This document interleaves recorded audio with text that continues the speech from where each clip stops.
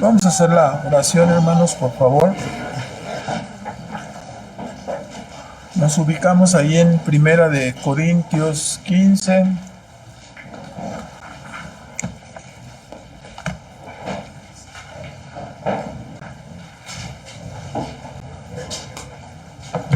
Y oramos, por favor.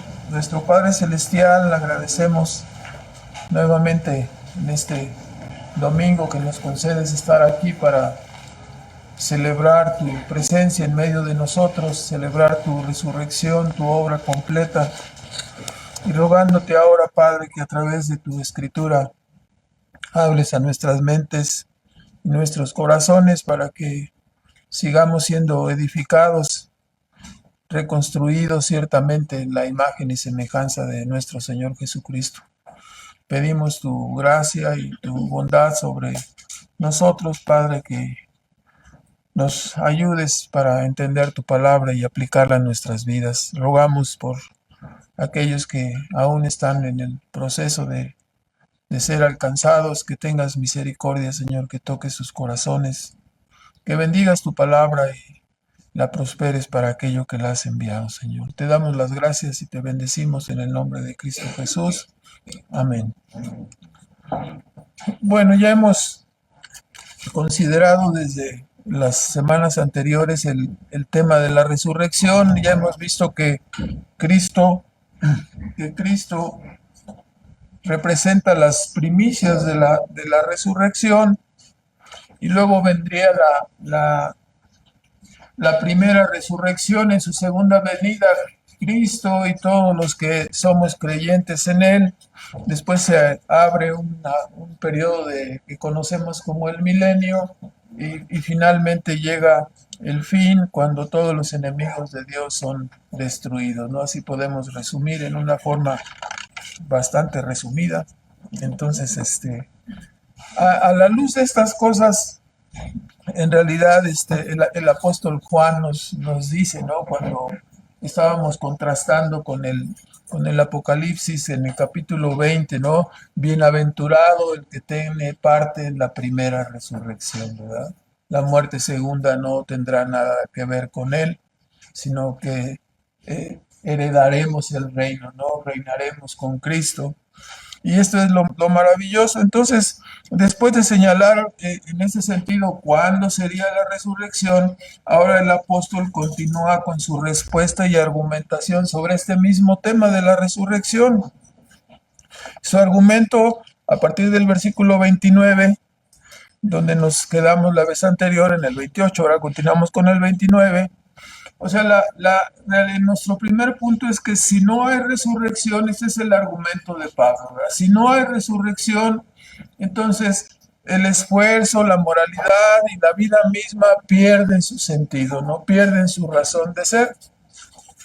O sea, así comienza nuestro argumento, ¿no? Del 29 al 34, el apóstol nos está diciendo que si nosotros, o les está diciendo a los corintios, a nosotros, que si negamos la resurrección, que si creemos que no existe, entonces todo se derrumba, ¿verdad? No tenemos una esperanza genuina, una esperanza viva. El apóstol comienza en el versículo 29 hablando de una práctica no señalada en ningún otro texto en el Nuevo Testamento, salvo aquí en el versículo 29. Es un texto que reconocemos que es un texto complicado, dice Pablo, ¿no? Si no resucitan los muertos, dice de otro modo, ¿qué harán los que se bautizan por los muertos?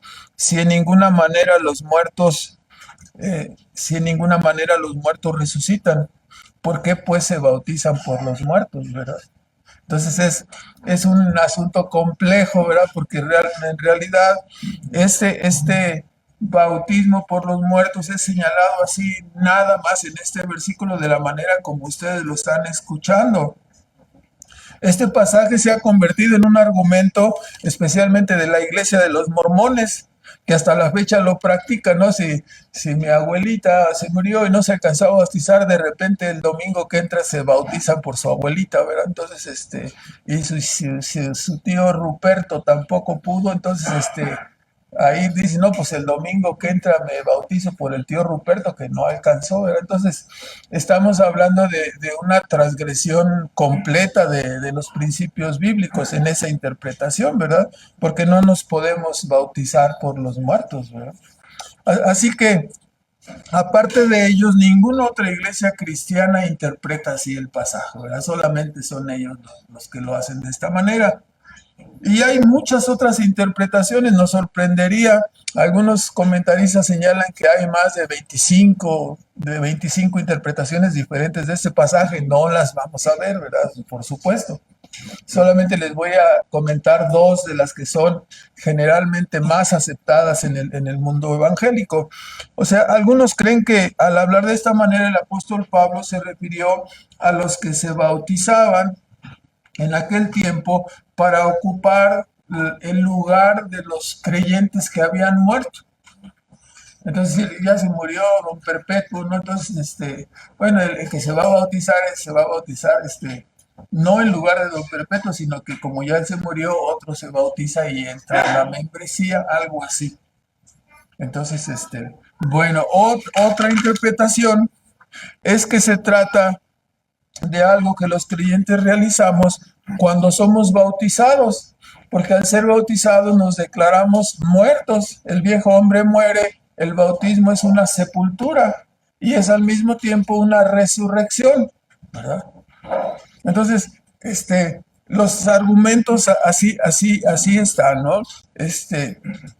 El punto principal que nos debemos fijar no es tanto en este versículo, sino más bien el apóstol, el argumento es, bueno, si no hay resurrección de muertos, si te bautizas de una manera o de otra manera, o sea, si no hay resurrección de muertos, entonces todo es en vano, ¿no? Todo es absurdo.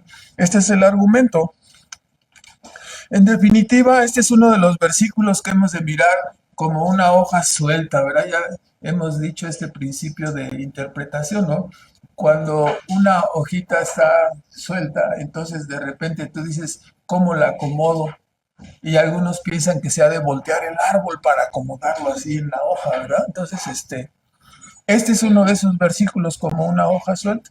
Hay que acomodarlo conforme al lineamiento que va el resto de las hojitas de la escritura, ¿no? El resto de hojitas del Nuevo Testamento. Bueno, cerramos ese versículo complicado y nos vamos ahora sobre el versículo 30 y 32, ¿no? El apóstol nos sigue llevando, pues, en la argumentación a darnos cuenta de que la vida se vuelve totalmente vana sin la motivación de los valores cristianos, en este caso sin la resurrección. O sea, si no vamos a resucitar, si no hay resurrección, el apóstol dice, todo lo demás resulta en vanidad. O sea, si la vida nada más es, nací, crecí, me desarrollé, hice lo que pude y pum, me muero y se acabó y ya no hay más, no hay resurrección.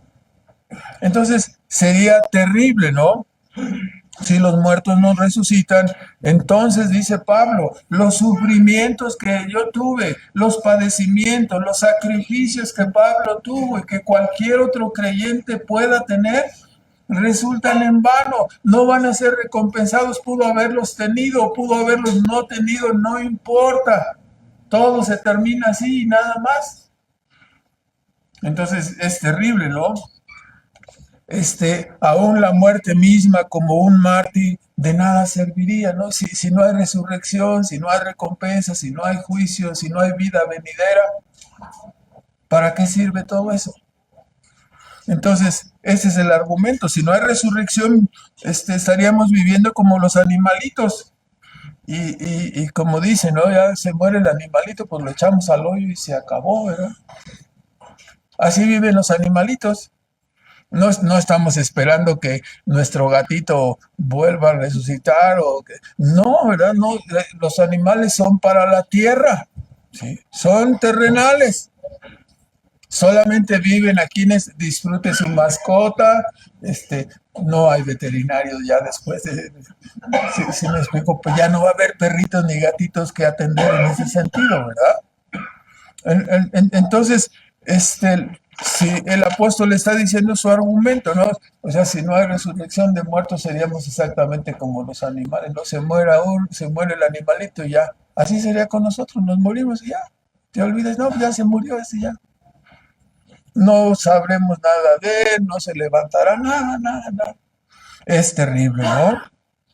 El apóstol trae este argumento, ¿no? Dice, si no hay resurrección de muertos, su frase de comamos y bebamos, ¿no? Porque mañana moriremos. Es muy interesante ahí en Isaías 22:13, si gustan verlo, 22:12 y 13, el apóstol trae su argumento de este pasaje. Esta idea de comamos y bebamos porque mañana moriremos está aquí. En 22:12 se trata de que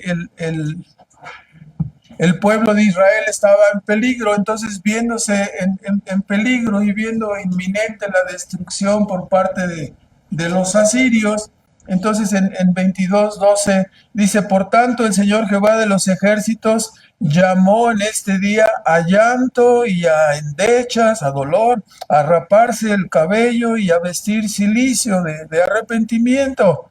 Eso es lo que Dios había mandado al pueblo de Israel en este asedio de los asirios. Pero en lugar de hacer eso, dice el versículo 13, he aquí, en lugar de eso dice gozo y alegría, y se ponen a matar vacas, degollar ovejas, comiendo carne y bebiendo vino, diciendo, comamos y bebamos porque mañana moriremos. Esto fue revelado a mis oídos de parte de Jehová de los ejércitos, dice Isaías, que este pecado no será perdonado hasta que moráis, dice el Señor Jehová de los ejércitos. Entonces estamos viendo, ¿no? El apóstol trae la situación del tiempo de Israel y cómo habían reaccionado mal, ¿no? O sea, Pablo lo está trayendo aquí. ¿Por qué? Porque los corintios ante la exhortación y la enseñanza de Pablo no lo estaban tomando seriamente. Estamos hablando de la trascendencia de la vida, de la trascendencia de por qué existimos y que vamos a resucitar, que hay vida venidera. Y ustedes, corintios, están ocupados acá en la chorcha, ¿no? Comamos y bebamos porque mañana moriremos. Y si no hay resurrección, pues ¿qué tiene? Ya mañana nos morimos, hay que aprovechar hoy, vámonos a las carnitas y así más o menos, ¿no? Entonces los corintios estaban actuando mal, este, en un tiempo cuando Dios nos llama, ¿no? En un tiempo, hermano, siempre si nosotros no fuéramos cristianos, probablemente no tomaríamos la vida en serio, ¿verdad? La vida pudiera ser cualquier cosa, podríamos desempeñar, podríamos tirarnos de un cerro, de donde sea, ¿no? Si la vida no importa, si no hay resurrección, si no hay trascendencia, podemos vivir como sea, da lo mismo, no hay moralidad, no hay nada. Se deshace la motivación para vivir. Entonces el apóstol continúa con su argumento. Si no hay resurrección, entonces no importa cómo hayas vivido. Si viviste como ladrón, si viviste como homicida, si viviste como una mujer fatal o una mujer muy centrada, no importa, te mueres y allí todo acaba, es lo que está diciendo. Acabo, dicen algunos, no hay resurrección, no hay juicio, no hay por qué cuidarse, no hay por qué limitarse. Comamos y bebamos, era el dicho, no, mañana moriremos. Nos estaríamos portando como se estaban portando estos hombres, ¿no? Viva como quiera, de todas formas, ¿a quién le interesa si no hay resurrección, ni juicio, ni vida eterna, ni condenación eterna? Entonces viva como quiera. Qué terrible, ¿no? Si no hay resurrección, si no hay juicio, hermanos, la vida se vuelve una vacilada, un volado. No hay motivación verdadera para ser bueno o motivación verdadera para ser justo. No la hay. Se termina. No es que me estoy cuidando porque estoy procurando ganar galardones. Quiero vivir una vida para la gloria de Dios. Pero si no hay nada, no hay resurrección, no hay vida venidera, no hay... Entonces, ¿cómo viviríamos? Sería una vida, la vida loca de Ricky Martin que siempre decimos, ¿no? Entonces, así no hay, o sea, el Francis Schaeffer, un escritor, un escritor ya antiguo, ¿no? O sea, bueno, no tan antiguo, pero él decía, ¿no? Si Dios está muerto, el hombre está muerto, ¿no? O sea, si no hay resurrección, si no hay vida venidera, si no hay juicio, entonces la vida se va a vivir como vemos que ahora estamos rodeados y como las personas que no son creyentes viven su vida, ¿no?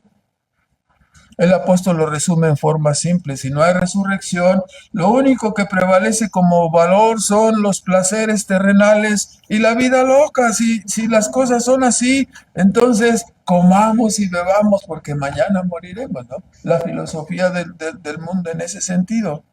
Este es precisamente el resultado que vemos en la sociedad atea y materialista donde vivimos. Como no creen en el Dios verdadero, tan solo viven el aquí y el ahora. No hay trascendencia, no hay vida eterna, no hay condenación, dicen. Entonces, ¿qué hacemos? ¿Vas a ir a clase? No, no voy. ¿Y tú vas a ir a trabajar? No, ¿para qué? Sí, no, pero es que hay que crecer en el trabajo, hay que prosperar. ¿Para qué? Si nos vamos a morir y ya no hay nada. No, pero ¿no te gustaría casarte y formar una familia? ¿Y por qué no cinco? ¿Sí? Pues al cabo no hay que cuidarse de nada, no va a haber juicio, no va a haber resurrección, no va a haber vida eterna, no nos vamos a enfrentar a Dios, nada.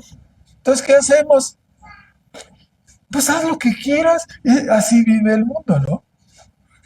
En esa misma condición, en ese mismo razonamiento. Como no creen en el Dios verdadero, tan solo viven el aquí y el ahora, ¿sí? No hay trascendencia, no hay vida eterna, no hay condenación y viven una vida de lástima, ¿no? El apóstol continúa en el argumento, versículo 33, ahí en Primera de Corintios 15. Vamos al versículo 33 y 34. Dice, bueno, no erréis. O sea, las malas conversaciones, la mala conducta, traducido en otras versiones así, la mala conducta, las malas conversaciones, corrompen las buenas costumbres. Velad debidamente y no pequéis, porque algunos no conocen a Dios. Para vergüenza vuestra lo digo. O sea, el apóstol concluye esta parte de su argumentación citando a un poeta griego que se llamaba Menander y que seguramente sus lectores conocerían o habrían escuchado. Les amonesta diciendo: las malas conversaciones, las malas compañías corrompen las buenas costumbres, ¿verdad? Yo recuerdo en mi casa, tuve un papá que repetía continuamente dichos. Como yo fui el último en mi casa, ya no me acuerdo de los muchos dichos, ¿verdad? Pero todavía mis hermanos los que vivían o los que viven ahora, mis hermanas, se acuerdan de muchos dichos. Mi papá decía esto, mi papá decía dichos, ¿no? Sí. El que entre lobos anda, dice, aullar se enseña, ¿no? Y saben, no te juntes con esa persona porque esa persona es un malandro, no te conviene juntarte con esta persona, ¿verdad? Entonces, y así hay muchos dichos. Aquí tenemos uno de ellos, ¿no? Y las malas compañías corrompen las buenas costumbres. Eso hay que decírselo a algunos de nuestros hijitos jóvenes, ¿no? Que a veces quieren juntarse con algunos malandros y nosotros les decimos, no, ese no te conviene. Ay, papá, no puedo tener a mí. ¿Qué tienes? Es buena onda el tuercas. Sí, pues buena onda, ¿verdad? Para perderte, para llevarte quién sabe a dónde, ¿no? Y el papá tiene ojos de águila, ¿no? Y, no, cuidado, con esa persona no, ¿verdad? Y rápido trata de poner el freno, ¿no? Entonces, ¿por qué? Porque lo que dice la escritura es así, ¿no? Las malas compañías corrompen las buenas costumbres. Tú estás preocupado por enseñarle los valores cristianos a tus hijos y luego lo echas al mundo, razón por la cual muchos hermanos agraciadamente lo hacen así por su deseo, ¿verdad? Hay que cuidarlos a los hijos. Si algunos no los quieren mandar ni a la escuela del mundo, no, porque se corrompen. porque ahí es donde tú cuidándolo de que no oigan ni siquiera un maullido de gato, ¿no? O sea, no, nada, nada, sus oídos castos, y luego los echas allá y salen hablando quién sabe qué tanta palabrería, ¿no? Albures y todo. ¿Dónde aprendió eso? En la casa no se lo enseñamos, en la casa todos hablamos así, de acuerdo a la Real Academia. Y y de dónde salió de otra manera, ¿no? Pues lo aprendió ahí, quién sabe, juntándose con gente que no debería juntarse, ¿no? Entonces, bueno, las malas compañías corrompen las buenas costumbres, ¿no? Por lo tanto, el apóstol nos invita, ¿no? A que no tengamos comunión con el pecado, ¿no? Apártate, no hay rey, dice, apártate de las malas compañías, especialmente apártate del pecado, ¿no? Eso es lo que nos está diciendo, tengan cuidado, velen, porque no se olviden además que estamos rodeados de personas que no conocen a Dios. Y si nosotros somos la sal y la luz del mundo, ¿qué va a pasar? Estamos rodeados de los que no conocen a Dios. Dice, para vergüenza de ustedes lo digo, dice, hay algunos ahí que no conocen a Dios y ustedes como se están comportando los van a ver, los van a imitar y ustedes van a salir mal, ¿no? Porque están dando un mal ejemplo. En el día del juicio, claro, si tú viviste una vida mala, si tú viviste diste un ejemplo equivocado, pues claro que va a tener consecuencias para tu familia, para tus hijos y para ti personalmente el día que estés rindiendo cuentas delante de Dios, ¿no? Entonces, fíjese cómo dice, velad debidamente y no pequéis, no tomes a la ligera la vida, porque algunos no conocen a Dios. Y tú sí lo conoces, pero estás viviendo una vida inadecuada. Entonces, ¿qué testimonio vas a dar? Van a encontrar un pretexto en tu persona para vivir en una forma inadecuada. Ah, el hermano, ah, no, pues entonces yo también. Mi papá hace, ah, pues entonces yo también, ¿no? ¿Sí? Mi papá es un irresponsable, ah, pues entonces yo también puedo ser irresponsable acá. ¿Sí? Mi mamá es respondona, entonces la voy a invitar. No, cuidado, ¿no? Ahora, sería vergonzoso, dice Pablo, contradictorio, que nosotros les diéramos mal testimonio, ¿no? A los que no conocen a Dios. Como creyentes somos llamados, por lo tanto, a separarnos del pecado y al parecer algunos de Corinto, bajo el argumento de que no había resurrección, se estaban equivocando en su forma de vivir y estaban siendo afectados, ¿no? Por esas malas compañías, ¿no? Sí, sí se juntaban ellos probablemente con el famoso Tuercas y algunos otros malandros más, ¿no? En segundo lugar, versículo 35 al 48, solo vamos a tener esas dos partes y después algunos comentarios. Esta segunda parte del versículo 35 al 48, el apóstol sigue respondiendo al argumento. Dice, pero dirá alguno, ¿cómo resucitarán los muertos? ¿Con qué cuerpo vendrán? O sea, el argumento era ¿no? Pero ¿cómo dices que hay resurrección de muertos? Y a ver, si hasta donde yo entiendo, si una persona se muere, la sepultamos y entra en un proceso de ¿qué? De corrupción, de putrefacción. A algunos no les gusta oír esto, ¿no? Se agusana. ¿Verdad? Y si los gusanitos echan su banquete, ¿verdad?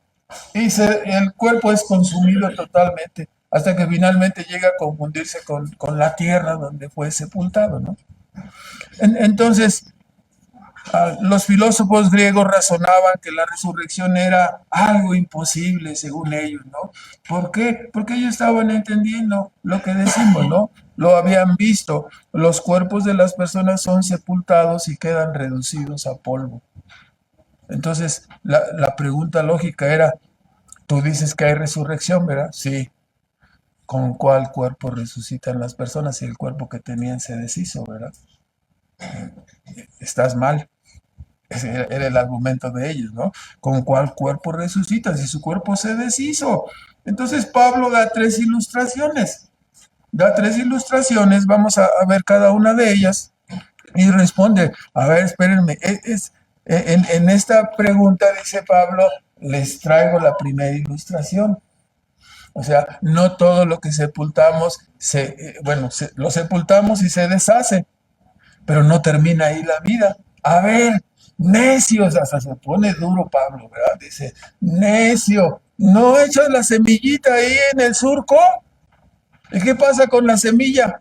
Pasan 4 meses y le escarbas y ahí va a estar la semillita. No, la semilla desaparece, ¿verdad? Bueno, este es el argumento en la resurrección, ¿no? Sin afán de insultar, versículo 36 nos dice el apóstol, necio, tú que estás pensando así, lo que tú siembras no se vivifica si no muere antes, y lo que siembras no es el cuerpo que ha de salir, sino el grano desnudo, ya sea de trigo o de otro grano, pero Dios le da el cuerpo como Él quiso y a cada semilla su propio cuerpo. Entonces, sin afán de insultar, el apóstol señala que el razonamiento del versículo 35 es una necedad y se puede desmentir con el ejemplo de la agricultura. ¿Cómo? Pues sembramos la semillita de diferente especie, esa semilla desaparece, pero en su lugar surge una plantita, ¿verdad? Si echamos el grano del maíz, ¿qué va a pasar? Pues va a salir una milpa, no va a salir ¿verdad? Una planta de maíz y traerá consigo nuevos frutos de esa especie. Si usted siembra una semilla de limón, es una semillita insignificante, la pone, que germine, la siembra y luego crece. ¿Y qué va a salir? Pues limones. Si siembra chiles, según la especie, ¿no? Esto es lo que sucede con el cuerpo del creyente al ser sepultado, dice Pablo. Esta es la ilustración. Al ser sepultado, nosotros nos convertimos como esa semillita, ¿verdad? Y de esa semillita brota, esa semillita, todo el argumento se desarrolla. Esa semillita es un cuerpo terrenal, pero de esa semillita va a brotar un cuerpo distinto, un cuerpo celestial. ¿Sí me explico? Ese es todo el argumento de Pablo aquí. Esto es lo que sucede con el cuerpo del creyente. Es como si fuera sembrado. O sea, ¿qué tenemos aquí? Hay continuidad, porque nosotros somos la semilla que es sembrada. En la muerte, nosotros somos sembrados como una semilla, pero la semilla o cuerpo sembrada va a desaparecer como tal para dar lugar a un cuerpo glorificado. Se siembra cuerpo terrenal, ¿sí? ¿Y resucita qué? Cuerpo celestial. ¿Me explico? Entonces somos sembrados. La semilla o cuerpo sembrado va a desaparecer, pero va a dar lugar a un cuerpo glorificado. Hermanos, la resurrección no se trata de una reconstrucción o restauración de las cenizas. No es así, ¿verdad? Porque la carne y la sangre no pueden heredar el reino de Dios. 15:50, ahí mismo lo tiene el argumento. Pero esto digo, hermanos, que la carne y la sangre no pueden heredar el reino de Dios, ni la corrupción heredará la incorrupción. Más bien, la resurrección nos está hablando, se trata de continuidad y transformación. Es algo diferente, ¿verdad? Continuidad y transformación. Eso es lo que dice el apóstol. Sigue respondiendo la pregunta en el segundo ejemplo. ¿Cómo resucitan los muertos? ¿Con cuál cuerpo? Y en el versículo 39 nos dice, bueno, primero debemos entender que no toda carne es la misma carne, sino que hay carne de hombres, otra carne de bestias. A algunos parece que tenemos una carne diferente, pero sí es genuina, ¿no? Otra la de los peces, otra la de las aves, etcétera, ¿no? Entonces, después del ejemplo de la semillita, nos indica que hay muchos tipos de carne, bestias, peces, etcétera. Así también nuestro cuerpo resucitado será diferente en las cualidades y propiedades del cuerpo que fue sembrado. Así como sembramos la semillita de un limón, de una naranja, de un maíz, tan solo para decir que vamos a ser diferentes, ¿no? Va a haber continuidad porque nosotros seremos sembrados, pero no vamos a ser iguales. El cuerpo resucitado de Jesús tuvo otras capacidades o tenía otras capacidades, ¿verdad?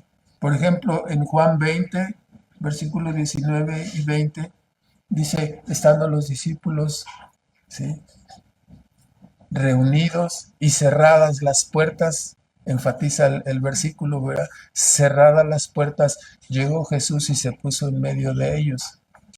O sea, ¿cómo le hizo? No tocó la puerta, no había timbres, no tocó el timbre tampoco, ¿verdad?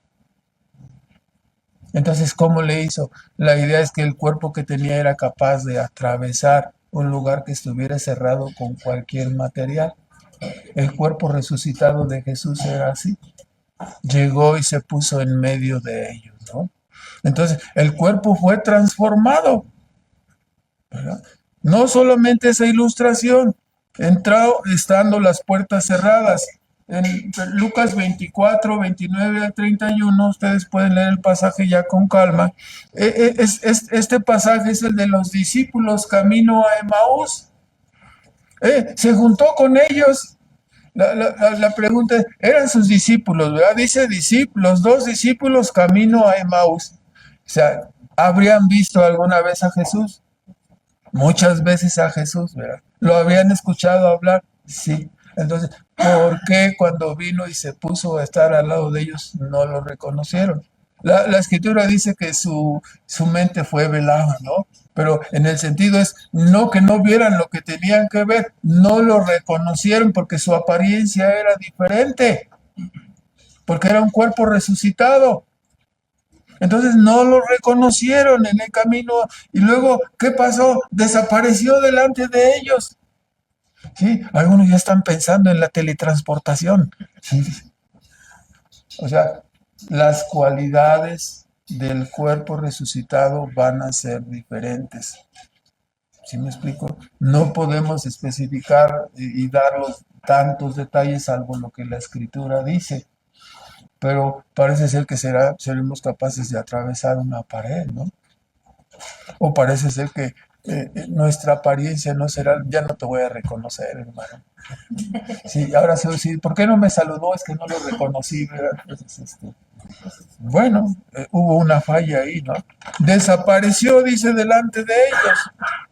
Ahora, cuando el cuerpo resucite, el cuerpo resucitado tendrá otras capacidades, otras características. En la pesca milagrosa, en Juan 21, del 13 al 15, vemos que Jesús se presenta a sus discípulos y les dice, ¿tienen algo de comer? Y finalmente, ya sabemos, ¿no? Se espantan y todo, ya finalmente traen el pan y el pescado, y después que hubieron comido, o sea, el cuerpo resucitado va a ser capaz de comer. ¿Sí? Ahí no lo está diciendo, es capaz de comer. Entonces, ¿por qué se sorprenden? Es lo que dice Pablo, el cuerpo resucitado de los creyentes será otro tipo de carne con cualidades y propiedades distintas, ¿verdad? O sea, versículo 40 y 41.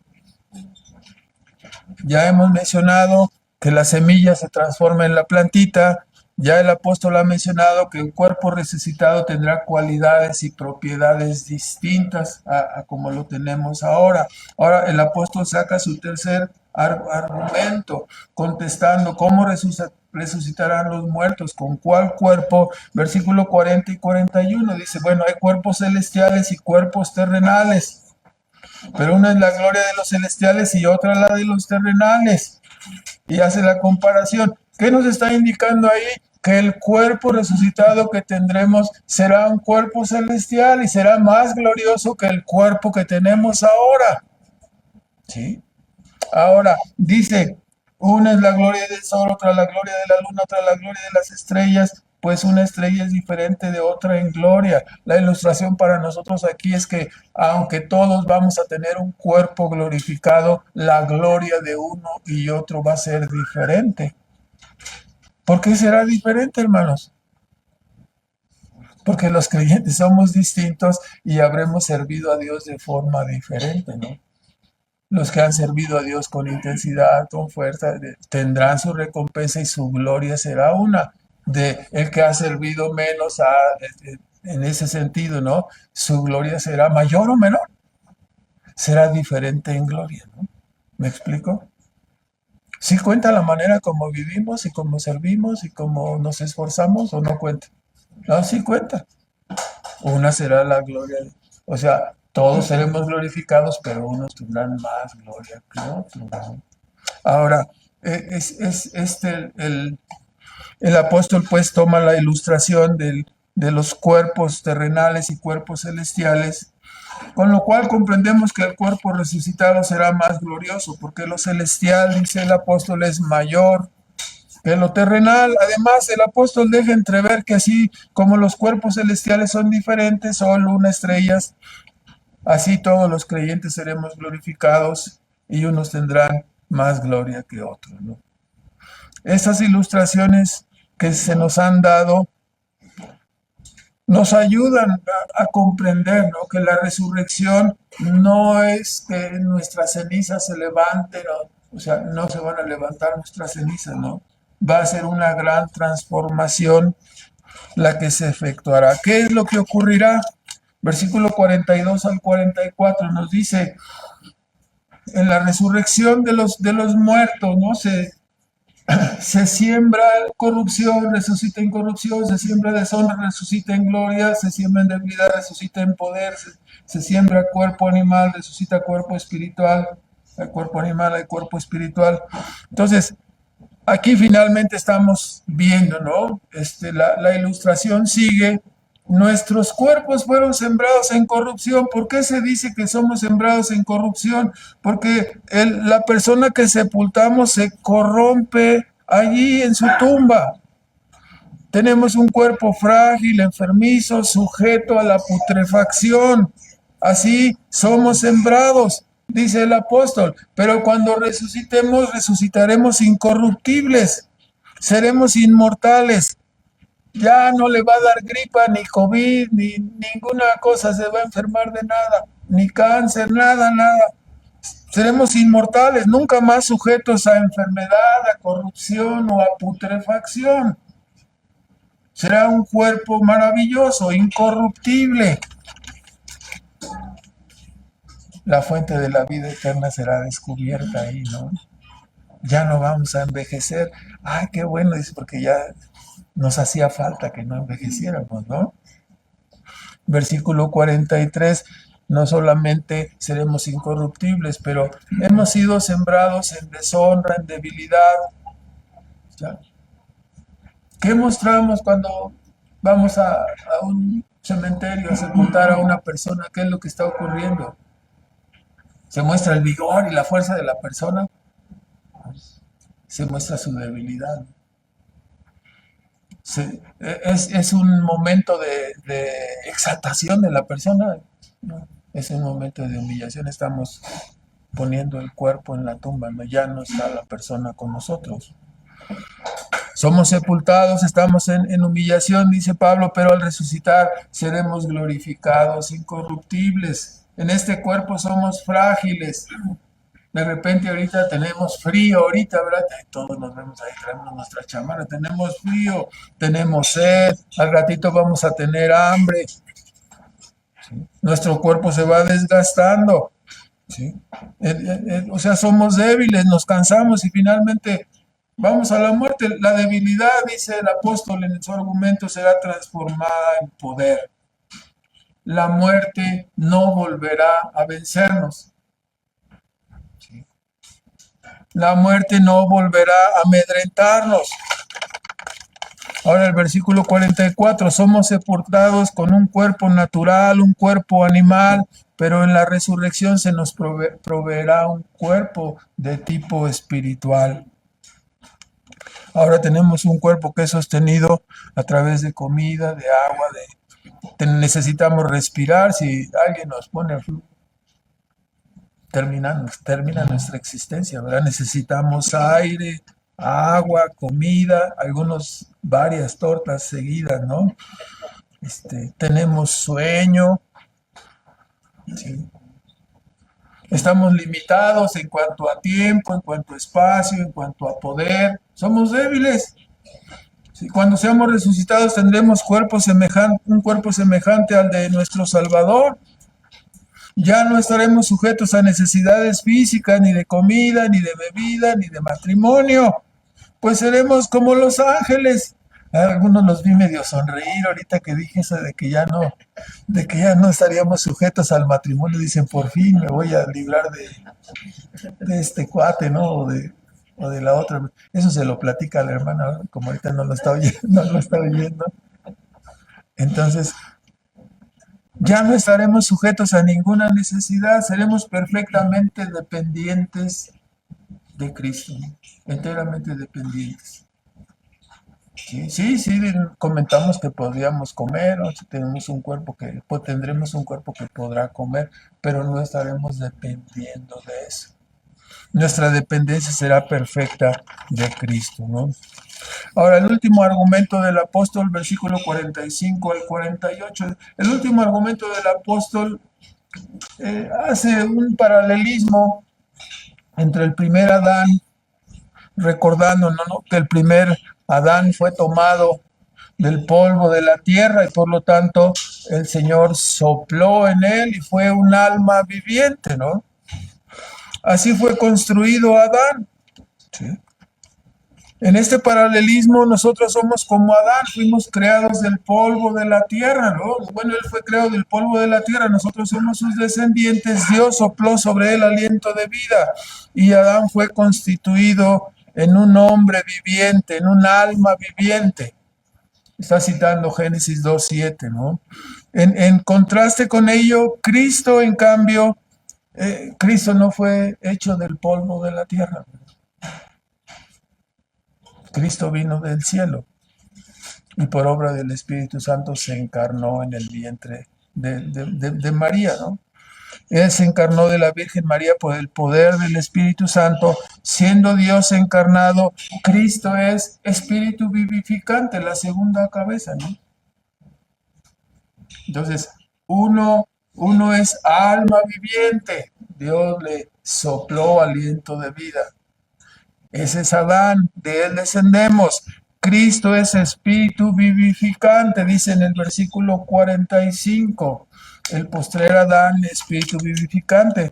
O sea, el argumento continúa señalando que el orden realizado por Dios entre el primer y segundo Adán nos muestra que primero es lo terrenal y luego lo celestial. El apóstol va en el camino, ahora ya tenemos un cuerpo débil, ahora ya tenemos necesidades, seremos transformados y reconstruidos precisamente en la imagen de Cristo, en un cuerpo perfecto. Los creyentes traemos la imagen, la semejanza de Adán, pero en la resurrección traeremos la imagen del celestial, seremos reconstruidos en la imagen de Cristo resucitado, de Jesús resucitado.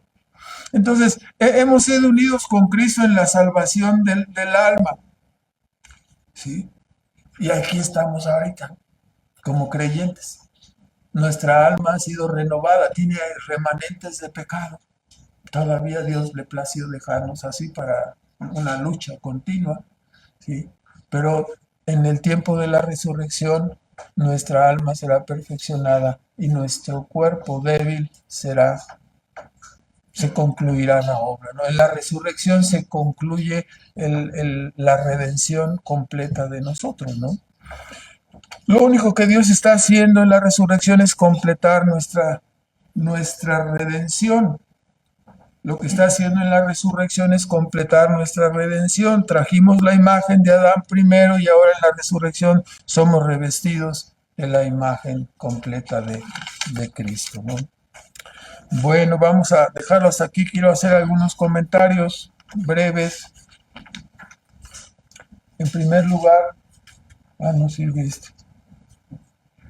En primer lugar, hermanos, en la medida nos damos cuenta de lo que ocurre en nuestro mundo, en la medida que los hombres abandonan los valores y la conceptualización del cristianismo, el sentido y el propósito de la vida se diluye.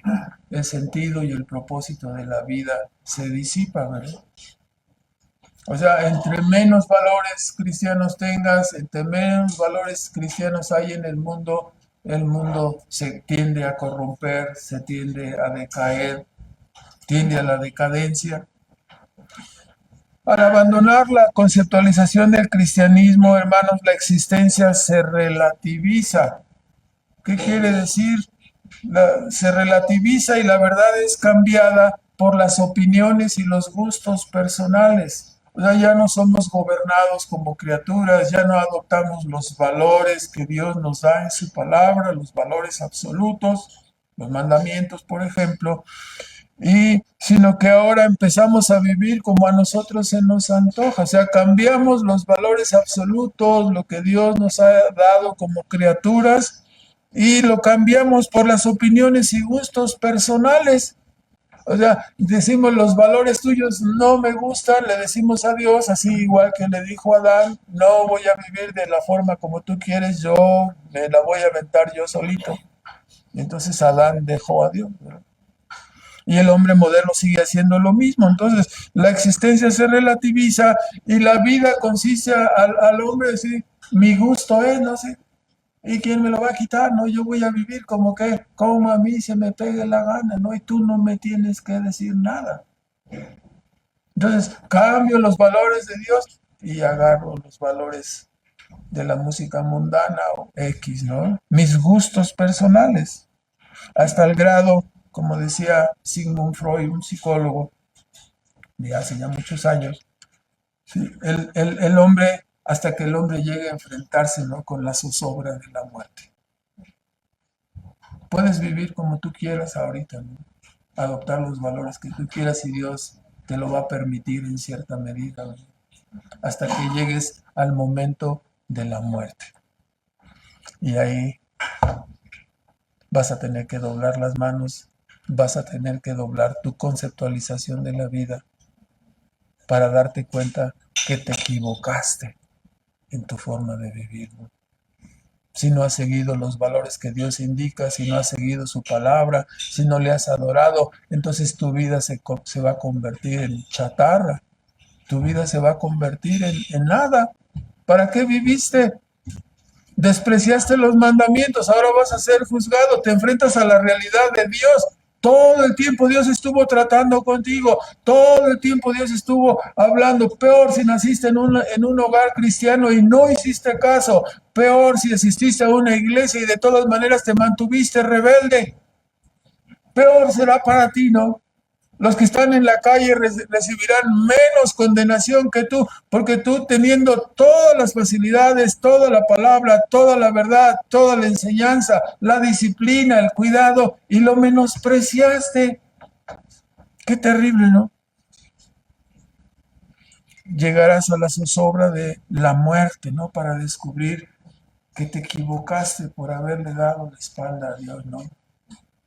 Aquí es donde los niños pequeños, ¿no?, comenzarían a gritar, otra oportunidad, pero ya no hay otra oportunidad. La oportunidad es esta que estamos viviendo, ¿no? Lo que estamos hablando, ¿no? El gran privilegio, hermanos, debemos estar muy agradecidos, ¿no?, por el amor y la sabiduría de Dios en enviar a nuestro Señor Jesucristo y en darnos su preciosa palabra, que es la verdad. Cristo dijo, yo he venido para dar testimonio de la verdad, yo he venido para que tengan vida, para eso predicamos, para eso invitamos a nuestros familiares, para eso estamos en el estudio de la Escritura, porque sabemos que la vida es trascendente, porque sabemos que no es cierto el relativismo, ¿verdad? Tenemos una verdad absoluta. Pedro dijo, tenemos la palabra profética más segura que nos ayuda para iluminarnos mientras estamos en el mundo de oscuridad, hasta que el lucero de la mañana resplandezca y lleguemos a la gloria. Entonces, hacemos muy bien en esforzarnos, en obedecer, en seguir, en perseguir la santidad, en creer, en mantenernos obedientes a la palabra de Dios. Qué gran amor tuvo Dios. Otros están, usted sabe cuál es la verdad. Usted tiene su Biblia. Hay hogares donde ni hay Biblia, ni nunca han escuchado de ella, ¿no? Pero usted tiene una Biblia en su casa. Es un privilegiado. Usted está expuesto a la palabra continuamente. Es un privilegiado. Es maravilloso, ¿no? Y que Dios haya enviado a su Hijo, ¿no? Para darnos la salvación y su palabra para guiarnos. Es algo maravilloso. Debemos estar muy agradecidos. A veces no somos nada agradecidos porque no tomamos en cuenta la palabra de Dios, ¿no? La abandonamos, la descuidamos. Siempre recordamos las ilustraciones, ¿no? No somos como los de Berea. ¿Cómo eran los de Berea? Estaban checando si lo que se estaba diciendo es conforme a las escrituras, ¿no? Pero si nos enseña, de repente sale un hermano por ahí que nos va a hablar de Ageo y empieza, Ageo, ¿dónde está Ageo? Es Ageo, no lo encontramos, ¿verdad? Entonces, en tercer y último lugar, hermanos, la resurrección, en lugar un asunto de ser un asunto de dudarse, se convierte para nosotros en una palabra de grande consuelo y aliento. Primera de Tesalonicenses 4:13, el apóstol dice, ¿no? Hay que darles esta palabra a los tesalonicenses, ¿no? Para que no sean como los que no tienen esperanza. Véanlo, por favor, Primera de Tesalonicenses 4:13. Tampoco queremos, hermanos, que ignoréis acerca de los que duermen, acerca de los que han muerto. O sea, Pablo nos habla del tema de la resurrección para que no ignoremos acerca de estas cosas, para que no os entristezcáis como los que no tienen esperanza.